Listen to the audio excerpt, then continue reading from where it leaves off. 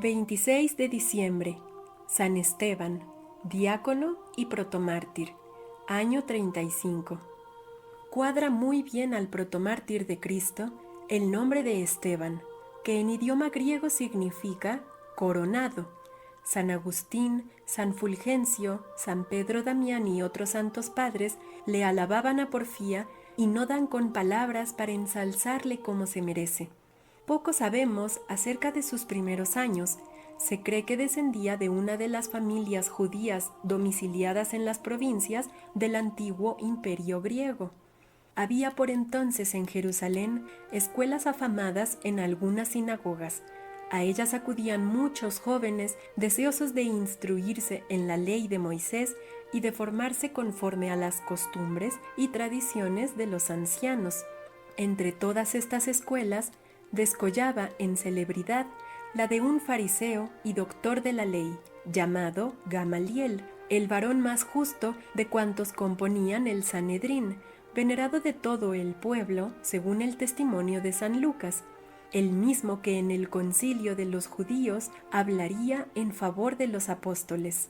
Contaba su escuela cerca de 1000 discípulos, y a la cabeza de ellos figuraba por su celo, ciencia y pureza de costumbres un joven ciliciano de nombre Saulo, a quien el Señor había de convertir más tarde milagrosamente y hacerle apóstol de los gentiles.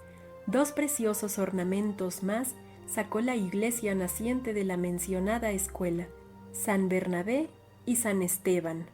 El mismo Gamaliel habría de convertirse con el paso del tiempo a la fe cristiana y murió santamente.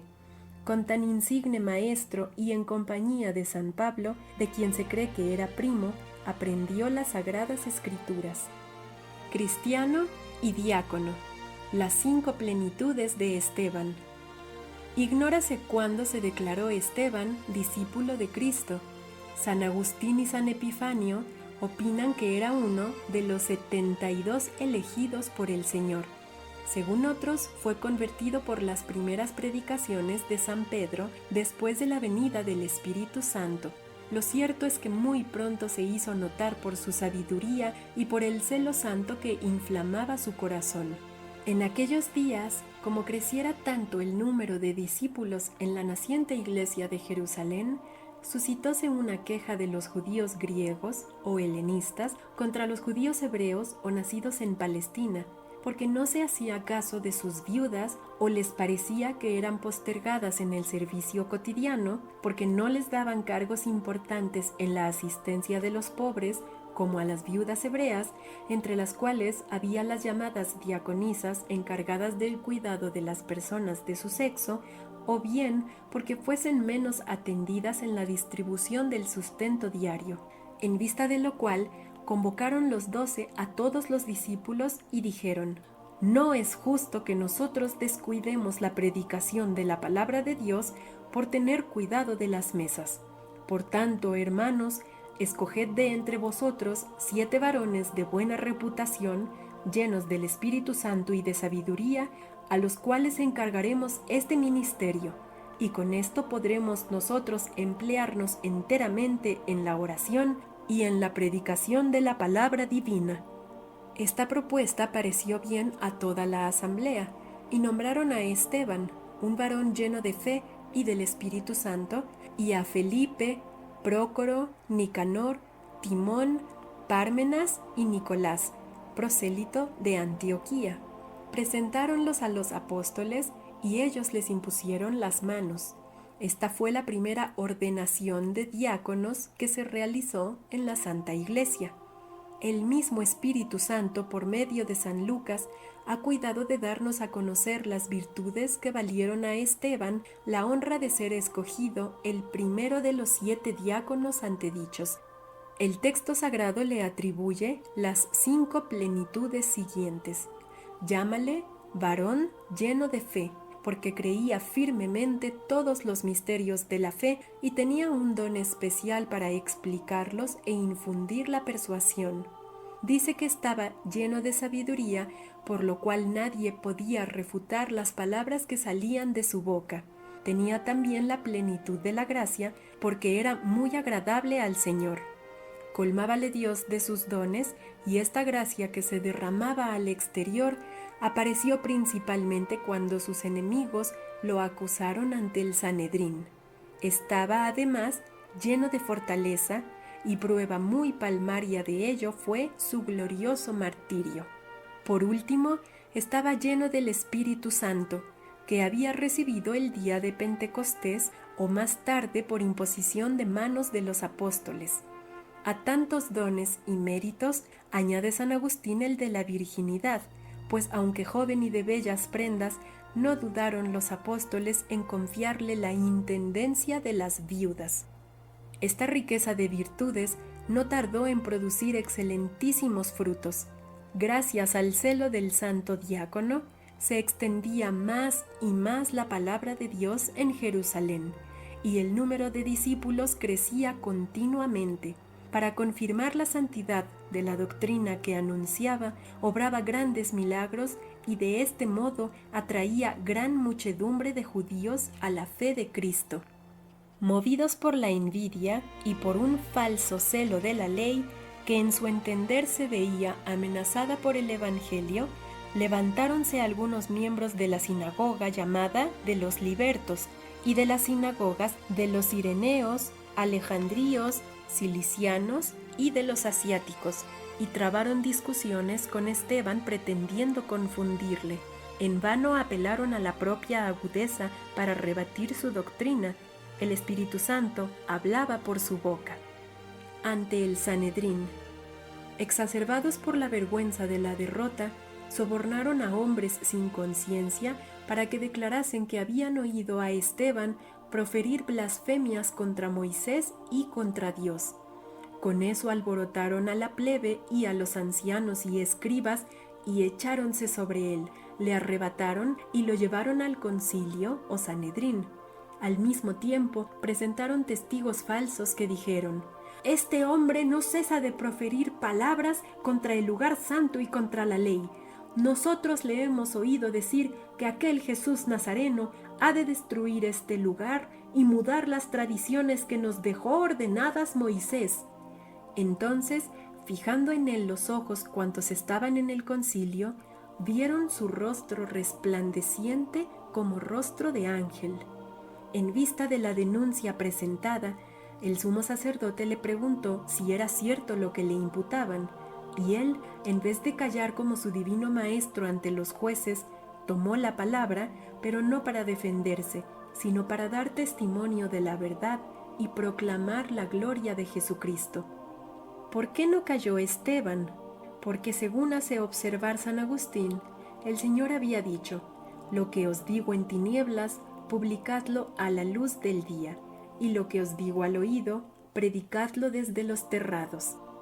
Comenzando pues en Abraham y terminando en Jesucristo, trazó el valeroso confesor un cuadro expresivo de las gracias y favores que la nación judía había recibido de Dios. Recordóles la profecía de Moisés referente al Mesías y las repetidas rebeliones e ingratitudes con que sus antepasados habían correspondido a los beneficios divinos. Encaróse después virilmente con sus acusadores y echóles en rostro aquello mismo de que le acusaban, llamándole blasfemo e impío. «Hombres de dura cerviz e incircuncisos de corazón y de oído, vosotros siempre resistís al Espíritu Santo. Así como fueron vuestros padres, sois vosotros. ¿A qué profeta no persiguieron vuestros padres?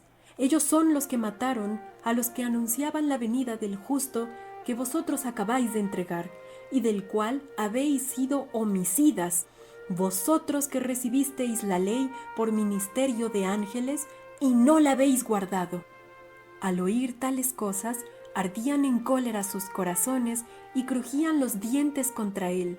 Mas Esteban, que estaba lleno del Espíritu Santo, fijó los ojos en el cielo, vio la gloria divina y exclamó como arrobado: «Estoy viendo los cielos abiertos y al Hijo del Hombre a la diestra de Dios». El martirio. En oyendo esto, clamaron ellos con gran gritería, se taparon los oídos y arremetieron impetuosamente contra él. Lo sacaron fuera de la ciudad a cierta distancia de la puerta del norte, llamada hoy Puerta de Damasco, y apedreáronle conforme ordenaba la ley.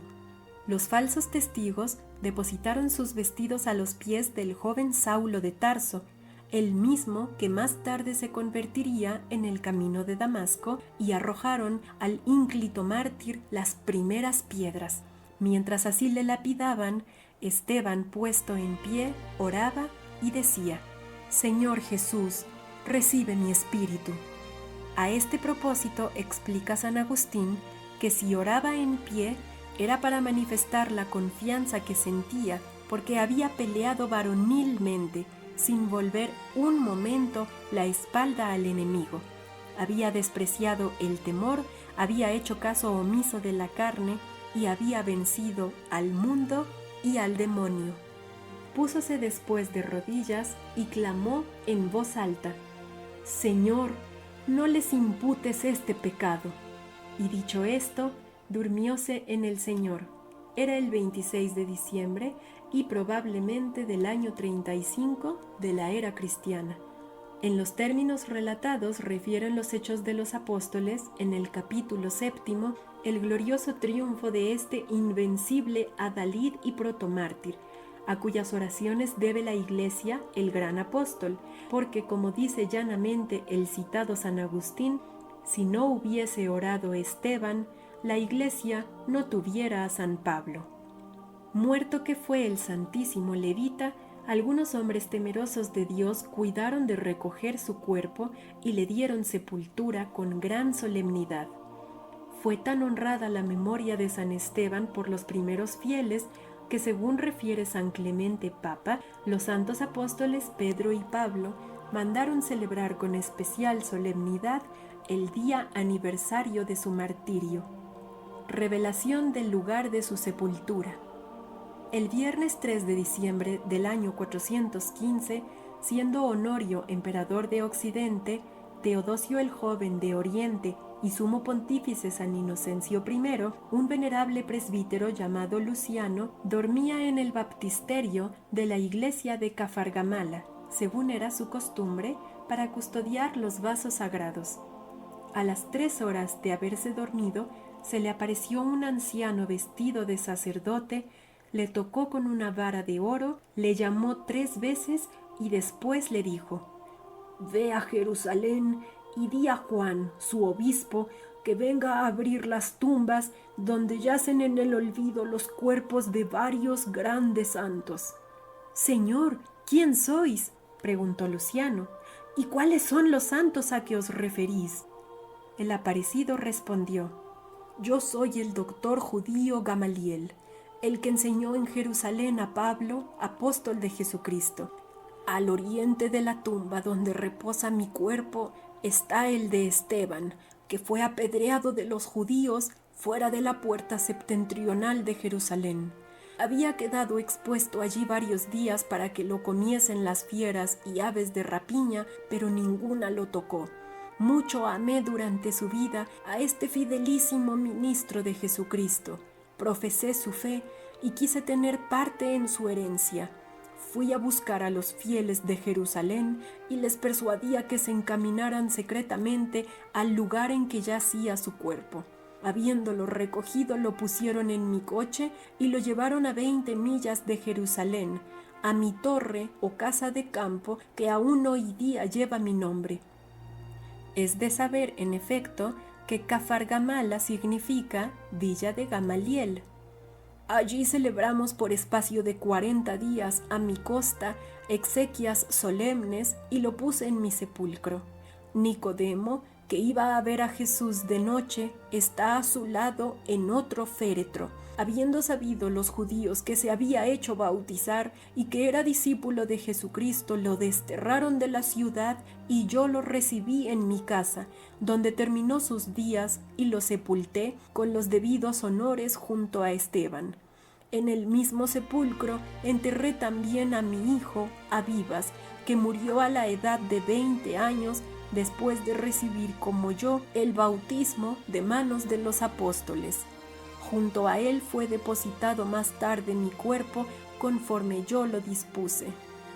Entonces Luciano le preguntó: ¿pero dónde hallaremos vuestro sepulcro?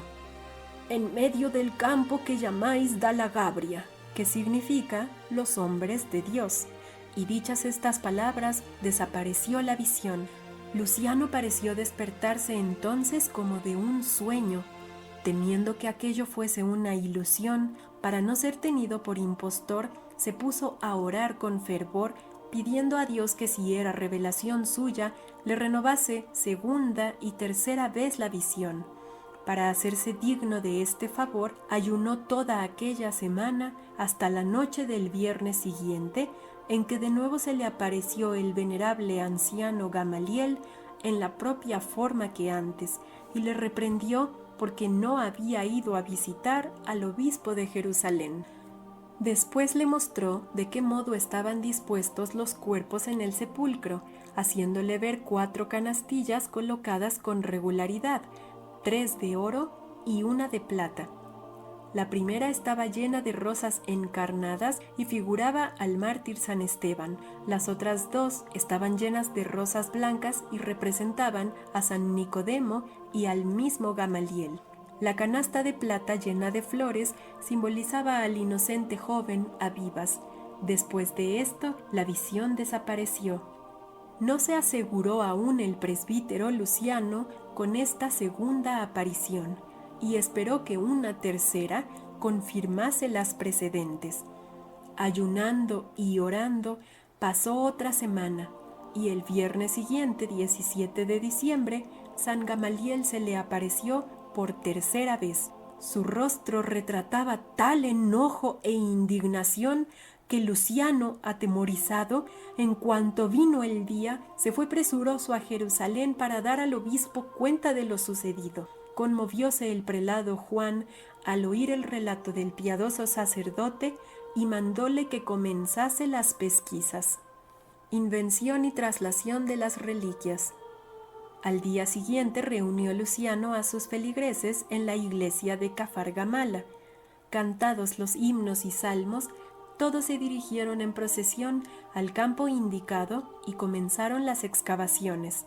A poco llegó un venerable monje llamado Migesio o Nigesio, a quien Gamaliel se había aparecido también, el cual indicó el lugar preciso de la sepultura. Cavaron los fieles en aquel paraje y pronto hallaron 3 féretros. El primero tenía por inscripción un nombre siríaco escrito en griego, Celiel, que significa Esteban o coronado. El segundo llevaba el nombre de Nasuam, equivalente a Nicodemo, victoria del pueblo. Y en el tercero, en el que había 2 cuerpos, estaban escritos los nombres de Abibas y Gamaliel. Avisado del hallazgo, el obispo de Jerusalén trasladóse inmediatamente a la villa de Cafar Gamala con los obispos de Sebaste y de Jericó.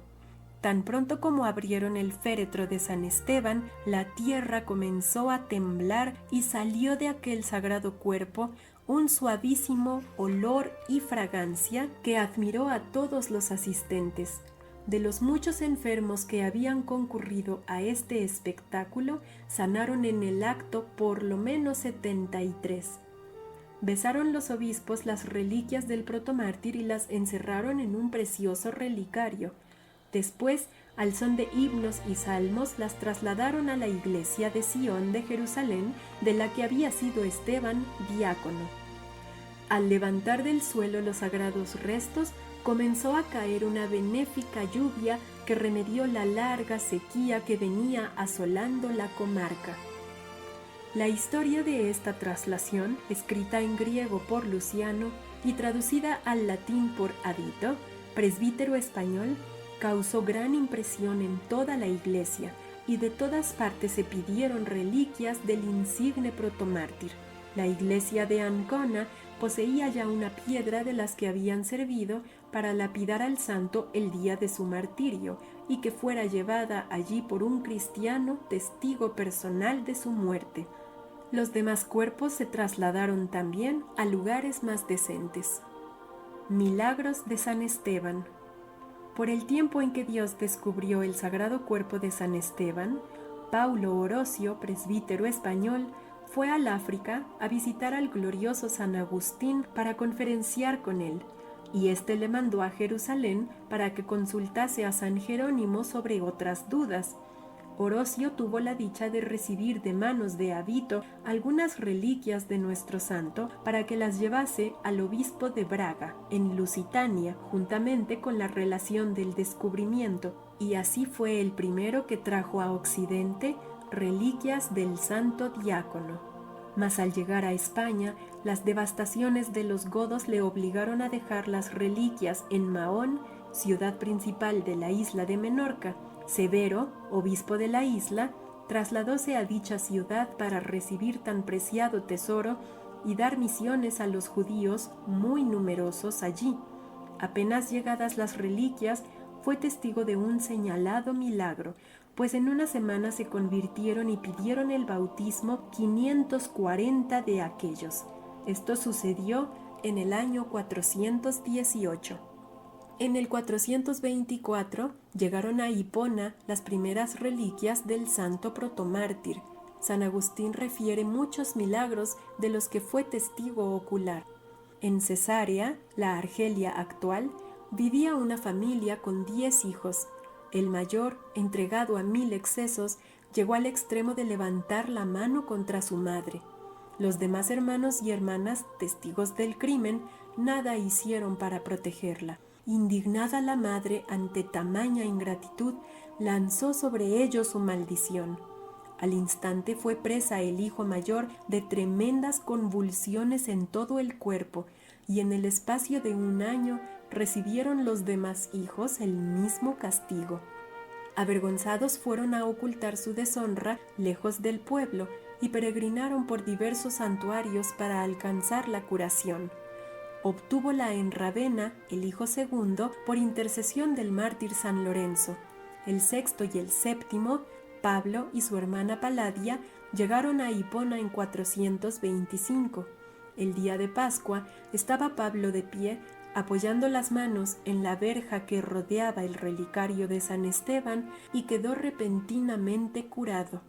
En el admirable sermón que predicó después San Agustín, dijo al pueblo, mostrando a Pablo: «En vez de oír un relato, asistís a un milagro. En vez de extasiaros ante la lectura de un pergamino, contempláis la faz radiante del agraciado con un prodigio».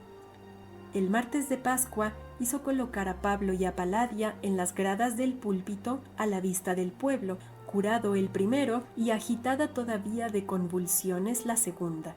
Después les mandó que se retirasen de allí y comenzó a predicar sobre el respeto de los hijos para con los padres y de la moderación de los padres para con los hijos.